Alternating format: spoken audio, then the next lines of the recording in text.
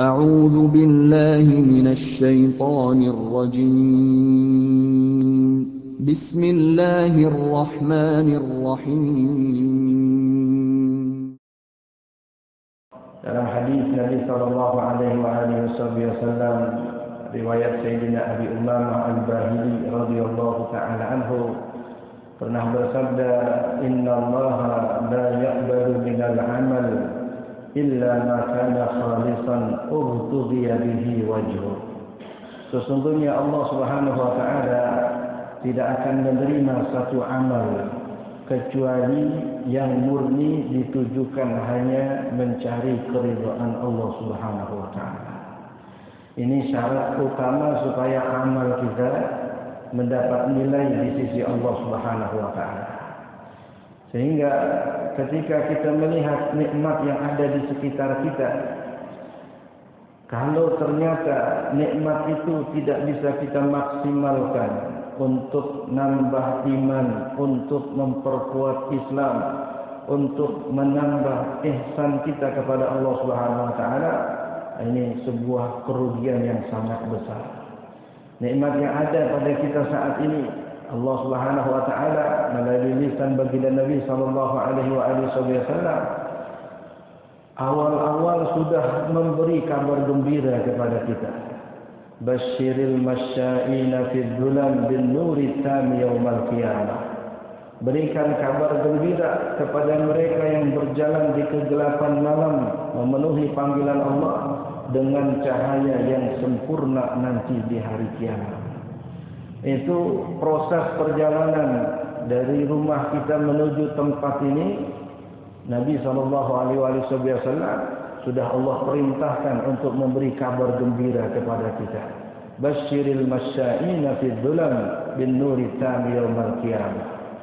Ketika kemudian rangkaian demi rangkaian ibadah kita sudah laksanakan, yang pastinya kita niatkan semata mencari ridha Allah Subhanahu wa taala, dapatlah kemudian lanjutan bisyarah dari baginda Nabi sallallahu alaihi wasallam, man shallat subha fi jama'atin fahuwa fi dhimmatillah. Mereka-mereka yang salat subuh berjamaah berada di bawah tanggungan Allah, berada di bawah jaminan Allah, berada di bawah perlindungan Allah. Ini bisa, yang itu semua akan menjadi sia-sia kalau niat kita bukan mencari ridha Allah Subhanahu wa taala. Sehingga saking beratnya perjalanan kita menuju tempat ini, dengan pertamanya melepaskan ikatan demi ikatan syaitan yang diikatkan kepada kita saat kita tidur. Tidaklah seseorang di antara kita tidur melainkan aqadalahu syaitan salasa uqad, melainkan syaitan membelenggu kita dengan 3 belenggu. Yang jika kita bangun, kemudian kita membaca doa, inhallat uqdatun, belenggu yang pertama lepas. Ketika kemudian kita berwudu, mengikuti sunnah-sunnah baginda Nabi SAW, inhallat uqdatun, maka belenggu yang kedua lepas.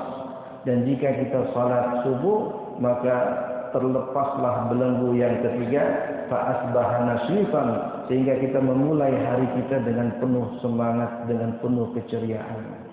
Ini juga bisyarah dari Nabi sallallahu alaihi wasallam yang tidak akan bisa tercukupi untuk mensyukuri nikmatnya kecuali dengan menggunakan redaksi syukur yang berasal dari Allah Subhanahu wa taala. Alhamdulillahirabbil alamin. Itu redaksi yang akan mencukupi semua nikmat yang berasal dari Allah, karena pujian itu pun juga berasal dari Allah. Tidak ada satupun pujian makhluk yang bisa menutupi semua nikmat yang Allah Subhanahu wa taala anugerahkan kepada kita. Sehingga untuk pujian ini Allah langsung yang ngajarin. Bahkan menjadi pembuka surah di dalam Al-Quran, yang dalam hadis Nabi SAW sebut sebagai suratul hamd, surah pujian. Karena memang ayat pertamanya sesudah basmalah, alhamdulillahirabbil alamin. Sehingga kata ulama, kalau kita memulai setiap aktivitas dengan kalimat alhamdulillah, yang pertama kita mengikuti sunnah Allah. Kita mengikuti apa yang Nabi katakan, ibda'u bima bada'allahu bih, mulakanlah segala sesuatu dengan apa yang Allah mulakan. Allah memulakan surahnya dengan basmalah dan alhamdulillah. Kita memulakan semua aktivitas kita dengan basmalah dan alhamdulillah. Ya. Pun juga ayat ini turun ketika para sahabat mengikuti sunnah Nabiullah Ibrahim alaihissalam melaksanakan ibadah haji, ibadah umrah. Ibda'u bima bada Allahu bih, itu ayat inna safa wal marwata min sya'airillah. Karena saat itu para sahabat bingung saat akan melakukan ibadah sa'i antara Safa dengan Marwah, dua bukit itu dipenuhi oleh berhala, dipenuhi oleh patung milik orang-orang Quraisy, di samping patung yang mengelilingi Ka'bah. Apatah lagi kesan tempat itu pernah menjadi tempat ritual orang-orang Quraisy, itu membuat sebahagian sahabat risih untuk memulai ibadah di tempat itu. Sehingga turunlah firman Allah Subhanahu wa taala, "Innas safa wal marwata min sya'airillah." Nah, ma'asyiral muslimin, hadirin jamaah yang dimuliakan Allah. Inilah alasan kita yang pertama kenapa kita mulakan semua aktivitas kita dengan memuji Allah Subhanahu wa taala. Apatah lagi dengan janji Allah Subhanahu wa taala, "La in syakartum la azidannakum." Kemudian yang kedua, kata ulama, amalan bis sunnah, untuk mengamalkan sunnah baginda Nabi sallallahu alaihi wasallam. Karena dalam hadis beliau menyatakan, "Kullu amrin bi balin la yubda'u fihi bilhamdulillah fa huwa aqta." Wa fi riwayatin fa huwa abtar. Sesungguhnya satu perkara yang baik yang tidak dimulakan dengan alhamdulillah, riwayat lain bismillah, maka ibadah itu atau amalan itu abtar, ya, akan terputus seperti terputusnya anggota badan kita. Enggak punya tangan, enggak punya kaki, mabtur, ya. Atau aksa, ya, yang juga artinya terputus dari keberkahan di sisi Allah Subhanahu wa taala. Padahal yang memberi kekuatan kepada kita untuk beramal dan memotivasi kita untuk terus beramal adalah keberkahan. Al-barakah artinya ziyadatul khair, bertambahnya kebaikan kita. Dari satu kebaikan kepada kebaikan berikutnya, dari satu kebaikan kepada kebaikan berikutnya, itu bisa langgeng karena keberkahan dari amalan sebelumnya. Sehingga setiap amalan kita mencari keberkahannya. Setiap makanan yang kita konsumsi, setiap minuman yang kita minum pun juga kita mintakan keberkahannya. Supaya minuman dan makanan itu tidak menimbulkan madarat, tapi justru menimbulkan semangat dalam taat kepada Allah Subhanahu wa taala. Sehingga konsentrasi Nabi kepada perkara yang seperti ini sungguh luar biasa besar. Walaupun secara fikih hukumnya sunnah, tapi perhatian baginda Nabi SAW seakan-akan perkara ini bukan perkara kecil. Wa tahsabunahu hayyinan wa huwa 'indallahi 'azim. Terkadang banyak perkara yang kita anggap kecil, tapi ternyata di sisi Allah sangat besar. Ya. Ini dicontohkan dalam satu peristiwa ketika ada seorang sahabat ikut makan bersama dengan baginda Nabi. Tapi yang membedakan sahabat ini dengan yang lain, dia makannya pakai tangan kiri. Rasulullah kemudian mengatakan, "Kul biyamini," silahkan makan pakai tangan kanan. Dia jawab, "La astati ya Rasulullah." Saya enggak bisa ya Rasulullah. Padahal dia bisa. Tapi kalau udah kadang makan tangan kiri, kemudian ditegur, gengsi kalau seandainya dia rubah apa yang sudah dilakukan. Udah kadang ngerjain gitu. Akhirnya Rasulullah SAW langsung mengatakan, "La tata'ta ma mana'aka illa al-kibr." Selamanya kamu enggak bakal bisa menggunakan tangan kananmu. Yang mencegahmu untuk pakai tangan kanan adalah kesombongan. Ya, karena sombong, nggak mau pakai tangan kanan. Ya, bukan karena hal yang lain. Ya, ini perkara sunnah. Ya. Tapi ketika ada unsur kesombongan, ketika ada unsur penolakan dari dalam hati, maka Nabi menganggap layak untuk diberi sanksi. Sehingga ketika dia akan mengangkat tangan kanannya, itu nggak bisa lagi nyampe ke mulutnya. Fama balagha fihi, enggak pernah nyampe ke mulutnya dan enggak bisa dipakai lagi. Ya, dicabut fungsinya oleh Allah Subhanahu wa taala, padahal ini perkara sunnah. Tapi karena ada unsur kesombongan, tidak mau mensyukuri nikmat yang Allah Subhanahu wa taala berikan sampai saksinya sedemikian rupa. Tapi sebaliknya, Orang yang Allah Subhanahu wa taala berikan nikmat yang kadang dalam pandangan sebahagian kita nikmat itu terbatas, nikmat itu kecil. Seperti yang terjadi dengan Sayyidina Amr bin Jamuh radhiyallahu taala anhu.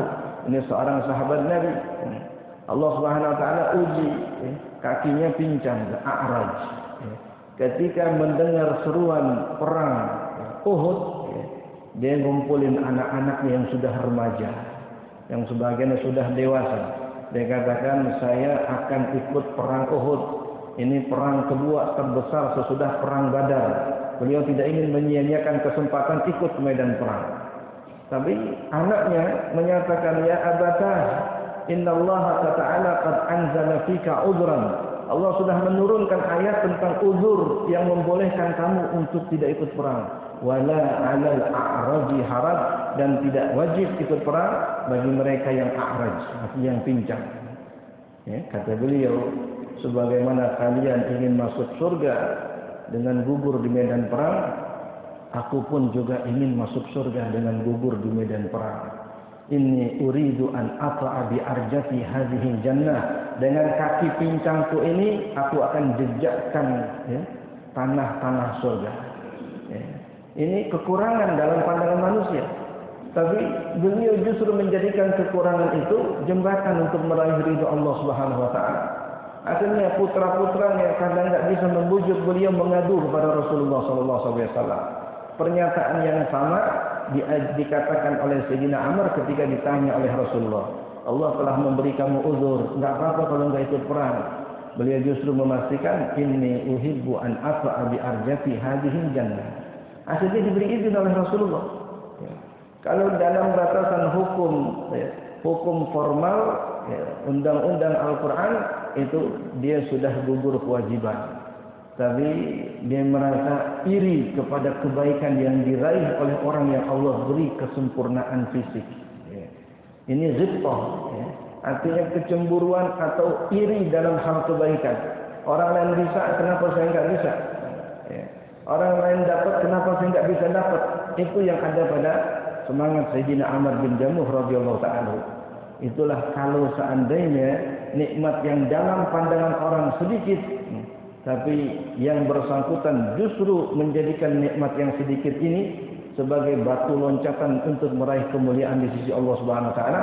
Akhirnya ketika gugur dalam perang Uhud, Nabi SAW mengatakan, aku menyaksikan Amr bin Jamuh sedang berjalan-jalan di taman surga dengan kakinya yang pincang. Ya, itu kalau nikmat yang dianggap kecil oleh sebagian orang justru oleh pemiliknya disyukuri dengan sebenar-benarnya. Ini yang juga terjadi dengan seorang sahabat yang ketika dalam perang Uhud kakinya ini mabtur, kepotong karena luka, akhirnya diamputasi.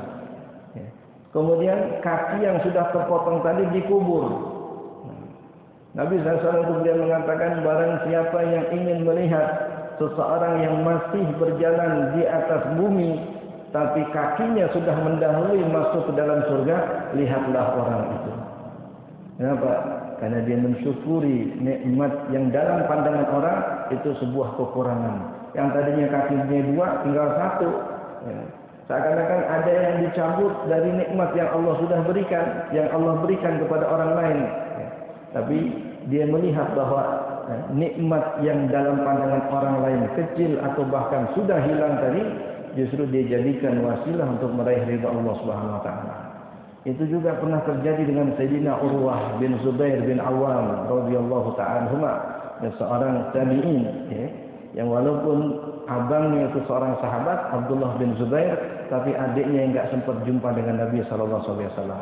Sayyidina Urwah bin Zubair pun juga mengalami hal yang sama. Akalatu akilatun, kakinya ini karena luka membusuk, karena di medan perang luka membusuk, kemudian diamputasi.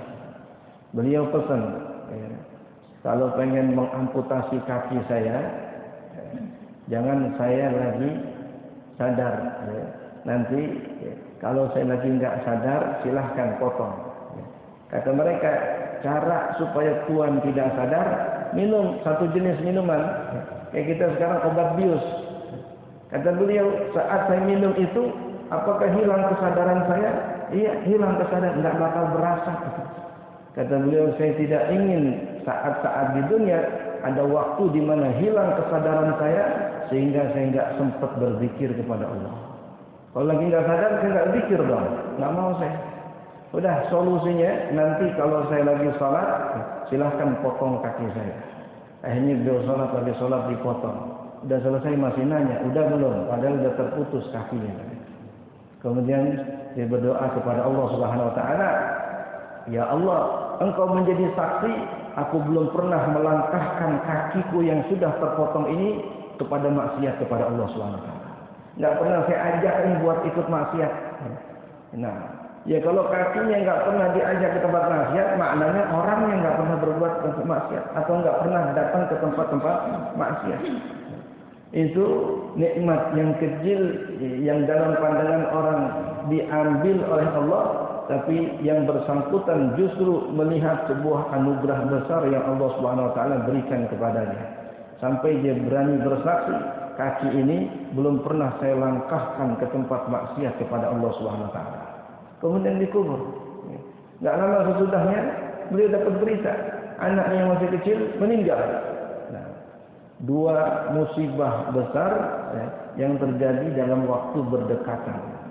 Tapi kemudian dia berdoa munajat kepada Allah Subhanahu Wa Taala, Allahumma innaka qad a'tayni a'dha wa qad akhadta minni udwan fa abqaita li a'dha.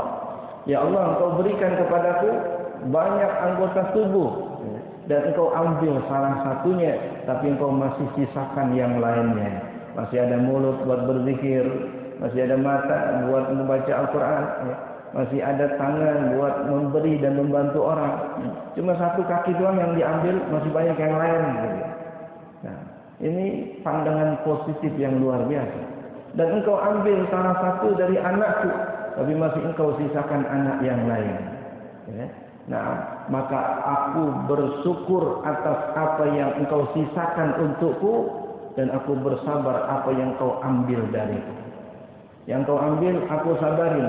Yang Engkau sisain, aku syukurin.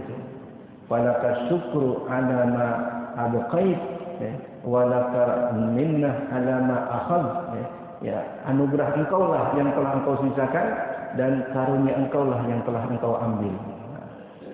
Ini sepatutnya menjadi sudut pandang setiap muslim dalam apapun hal yang terjadi dalam kehidupannya di alam dunia.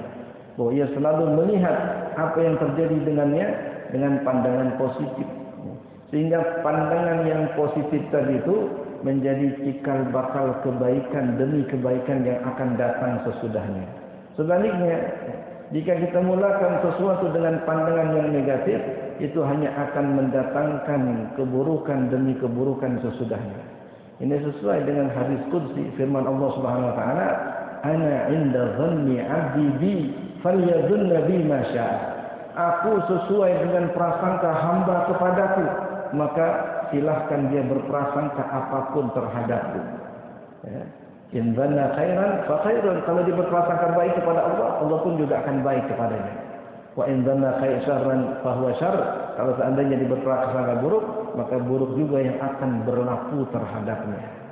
Tadi Imam Hasan al-Basri mengingatkan, tidak cukup baik sangka saja kepada Allah, tapi tanpa amal.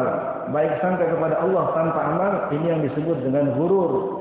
Wala yaghurruka billahil ghurur. Jangan sampai kamu terpedaya dengan Allah. Nyangka Allah Maha Pengasih kemudian enggak mau beramal. Ini namanya ghurur. Dan itu yang sudah diingatkan oleh imam kita dalam salat tadi itu terkait dengan ghurur tadi. Orang banyak celaka karena masuk kepada pintu ghurur. Sanastadrijuhum min haitsu la ya'lamun. Kami akan ulur mereka dari arah yang mereka tidak duga. Disangka kesehatannya itu adalah karena olahraganya, sangka kesehatannya karena ngikutin protokol kesehatannya. Akhirnya lupa untuk minta perlindungan kepada Allah. Akhirnya lupa untuk selalu mendekatkan diri kepada Allah. Asik urusin fisik doang, asik urusin protokol kesehatan doang, protokol ketuhanan diacuhkan. Di mana tempat, di mana waktu Selalu yang jadi obsesinya protokol kesehatan, social distance, ya. Nggak sentuhan ini, nggak sentuhan itu, pakai masker ke sono kemari. Tapi protokol ketuhanan kadang-kadang diacuhkan, ya, karena penyakit ini, wabah ini seakan-akan mengintai kita di mana dan kapanpun kita berada. Padahal ada zat yang lebih maha mengintai, zat yang lebih maha melihat setiap apapun yang kita lakukan. Ya. Kalau kita punya kepedulian kepada kesehatan kita, kita ikuti protokol kesehatan karena waspada terhadap penyakit, karena takut kepada penyakit, itu yang dampaknya hanya kepada fisik kita saja. Tapi kalau kita tidak peduli dengan zat yang maha mengintai, inna rabbaka labil mirsad, sesungguhnya Tuhanmu itu senantiasa ada dalam pengintaianmu, selalu mengintai kamu. Mirsad, ya. Sekarang mirsad itu diartikan teropong, yang jauh jadi dekat, ya. Yang samar-samar jadi jelas. Ini teropong manusia, teropong makhluk, apatah lagi Allah Subhanahu wa taala. Nah, dalam ayat Al-Qur'an lain Allah Subhanahu wa taala mengatakan wa kana Allahu 'alaikum raqiba, dan sesungguhnya Allah Tuhanmu 'alaikum raqiba, maha mengintai terhadap semua kegiatan dan semua pekerjaanmu. Ini yang sepatutnya seiring sejalan. Tidak boleh satu diperhatikan kemudian yang lebih utama justru kita abaikan. Kalau protokol Allah kita jalani, mata ada kewajiban untuk dijaga, anggota tubuh ada kewajiban untuk dipelihara, maka enggak akan berlaku seperti yang Allah ancamkan dalam ayat tadi. Sanumli lahum inna kaidi matin, kami akan ulur mereka, sesungguhnya tipu daya kami sangatlah besar. Ini imla, sehingga ulama mengatakan Rabbuna yumhil wa la yuhmil. Allah mengulur tapi Allah tidak membiarkan. Ada saatnya dikedet kayak layangan, ada saatnya ditarik kalau kita sudah melampaui batas, kalau kita sudah terlalu jauh dari ajaran Allah Subhanahu wa taala. Hadirin jamaah yang dimuliakan Allah, pernah Sayyidina Abu Bakar As-Siddiq radhiyallahu taala anhu arda sebagai khalifah yang pertama sesudah baginda Nabi, terlihat oleh Sayyidina Umar radhiyallahu taala anhu pergi ke pasar bawa kayu bakar untuk dijual. Khalifah jualan kayu, berjumpa dengan Sayyidina Umar, kemudian beliau bertanya, ila aina ya khalifata Rasulillah, tuan khalifah mau pergi ke mana? Mau ke pasar. Masa khalifah pergi ke pasar? Masa khalifah jualan?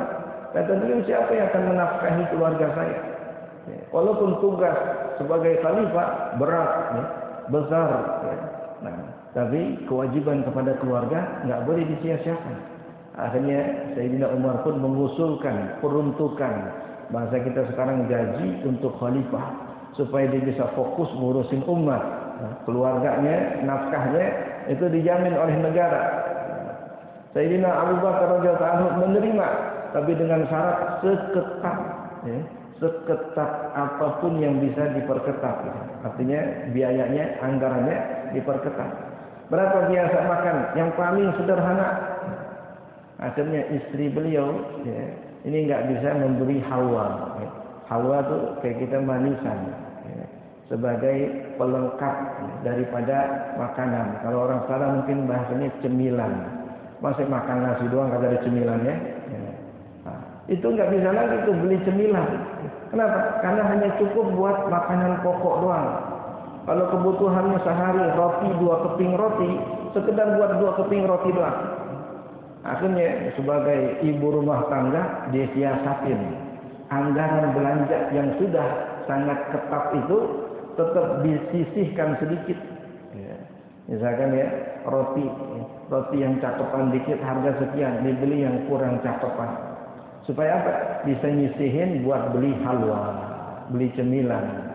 Setelah terkumpul sedikit, beliau berencana beli cemilan tadi. Ditanya oleh Sayyidina Abu Bakar, duitnya dari mana?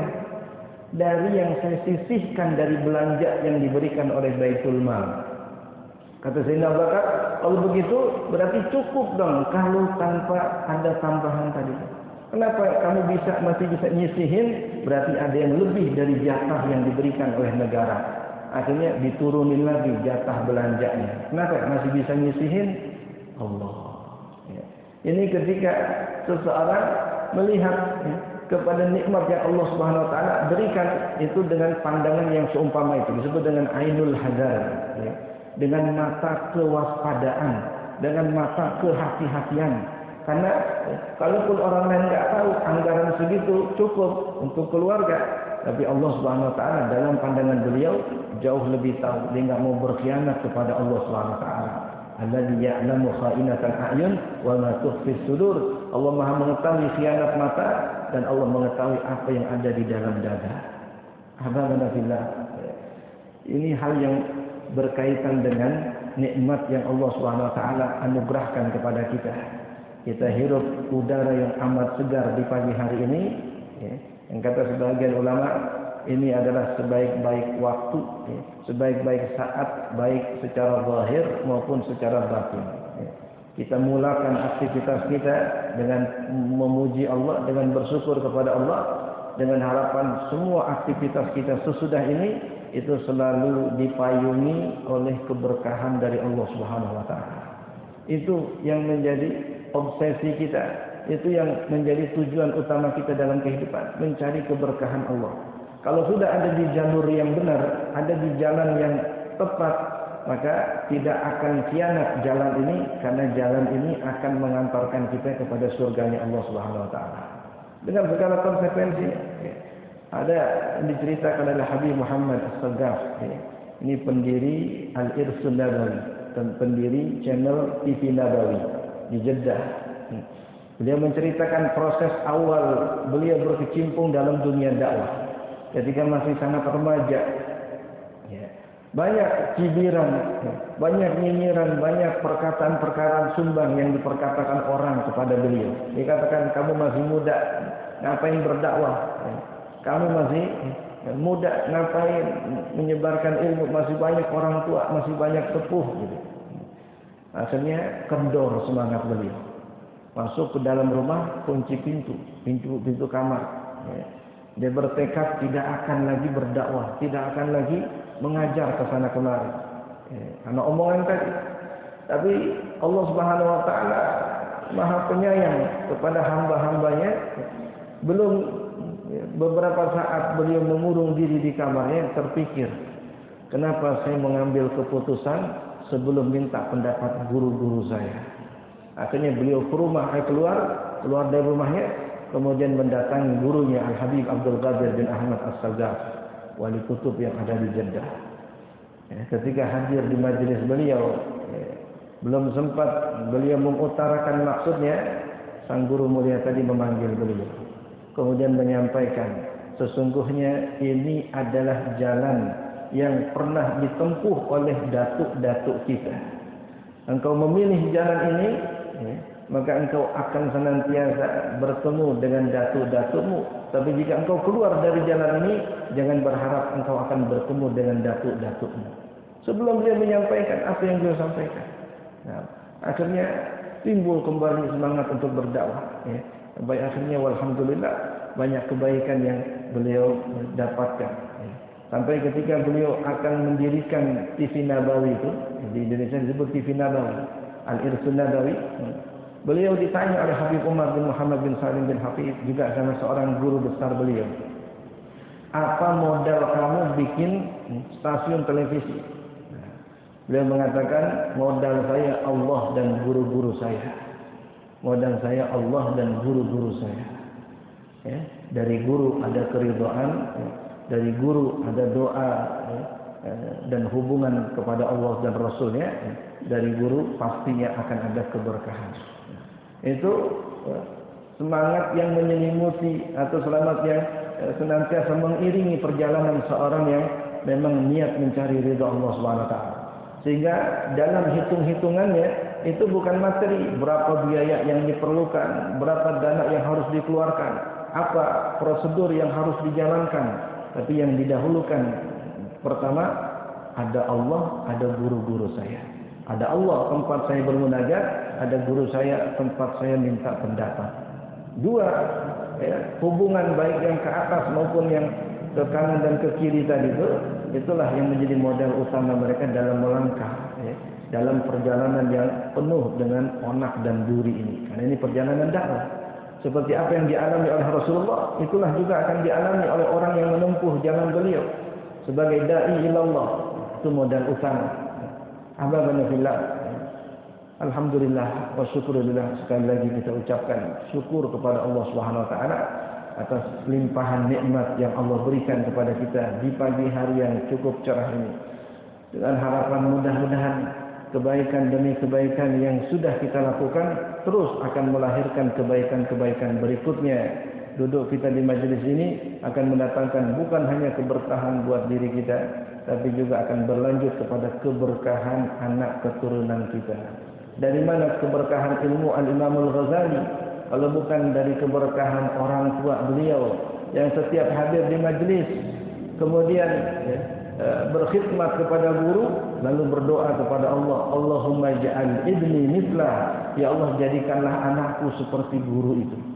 Ketika bertemu dengan guru yang lain, kagum dengan wawasannya, terpesona dengan penyampaiannya, dan senang dengan budi pekertinya, maka dia pun mendoakan hal yang sama buat anaknya. Allahumma ja'al ibni mithlah, ya Allah jadikan putraku sepertinya. Sehingga enggak heran kalau semua cabang ilmu itu ada pada Al-Imam Al-Ghazali rahimahullah ta'ala.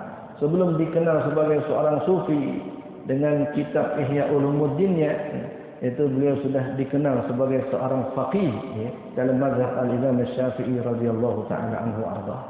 Itu bermula dari seorang ayah yang senantiasa merefleksikan kebaikan yang ada pada orang lain supaya juga Allah berikan kepada keturunannya.